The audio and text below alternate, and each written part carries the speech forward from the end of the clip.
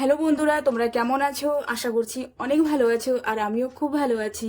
আর তোমাদের সকলের দীপাবলি কেমন কাটলো প্লিজ কমেন্টে জানিও। আশা করছি অনেক ভালো কেটেছে। আর আমার দীপাবলি কেমন কেটেছে সেটাই হচ্ছে আজকের এই ভিডিওটাতে তোমাদের সাথে শেয়ার করছি। তো বন্ধুরা, তোমরা তো জানোই তিনসুকিয়া থেকে বাড়ি আসা আমাদের বেশি দিন হয়নি, মাত্র একদিন হয়েছে।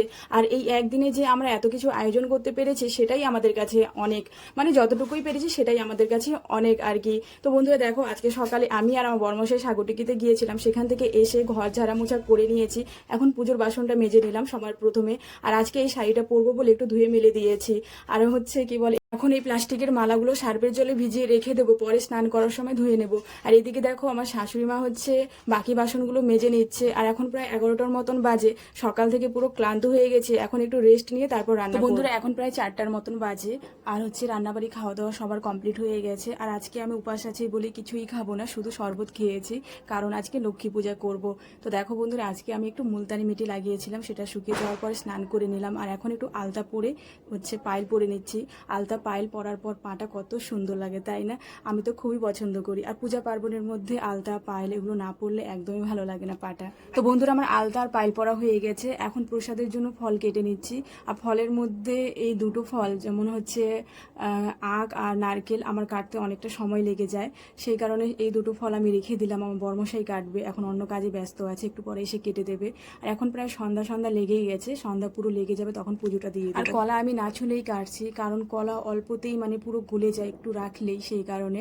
তো দেখো মোটামুটি আমার ফল কাটা হয়ে গেছে। আর আমার পুজোর জিনিসপত্র রেডি করতে খুবই ভালো লাগে, সেই কারণে আমি সব নিজেই মানে একা একা করছি। আর এইদিকে দেখো কত সুন্দর কেটে আমি সব সাজিয়ে দিলাম, এখন শুধু পুজো দেওয়াটা বাকি আছে। আর তার আগে চলো আমি একটু সাজুগুজু করে নিই। আর এই শাড়িটা পরবো, তো চলো শাড়িটা আমি পরে নিই। তো শাড়ি পরা হয়ে গেছে, আর আমি তো শাড়ি পরতে পারি না, পাশে একজন আছে, সে আমাকে পরিয়ে দিয়েছে। আমি যদি আসি এখানে মানে শ্বশুরবাড়িতে, তো সেই আমাকে শাড়ি পরিয়ে দেয়, একজন আছে আমার খুবই প্রিয় বান্ধবী। তো যাই হোক, দেখো বন্ধুরা, শাড়ি পরা হয়ে গেছে, সাজুগুজু করা হয়ে গেছে। আর চুলের মধ্যে আমি ফুলও লাগিয়ে নিয়েছি, ফুল লাগাতে আমি খুবই ভালোবাসি।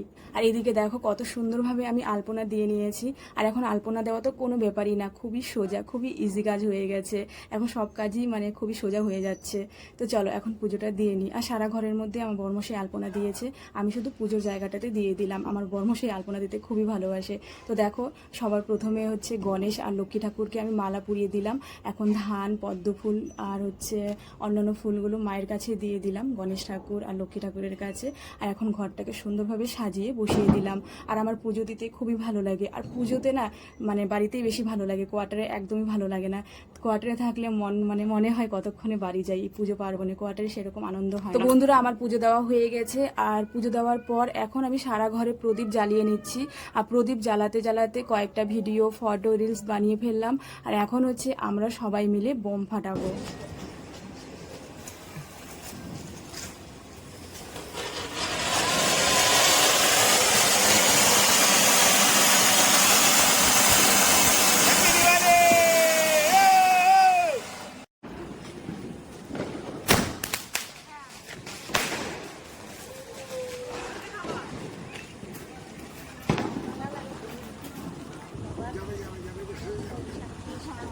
যাবে তো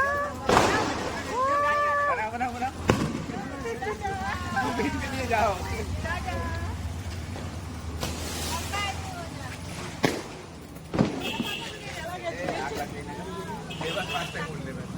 তো বন্ধুরা, আমাদের বম ফাটানো হয়ে গেছে, সেই মজা হলো আজকে। আর এখন দেখো আমরা সবাই মিলে চলে এসেছি কালী মন্দিরে, আর ঠাকুর চলে এসছে। তো বন্ধুরা, কালী পূজা শেষ হয়ে গেছে, এখন প্রায় রাত 12:30টার মতন বাজে। আর আমরা সবাই মিলে অঞ্জলি দিয়ে নিয়েছি। আর সারাদিন উপোস ছিলাম বলে একটু খিচুড়ি প্রসাদ খেয়ে নিলাম। তো চলো বন্ধুরা, টাটা, বাই বাই, ভালো থেকো। আর আমার এই ব্লগটা কেমন লাগলো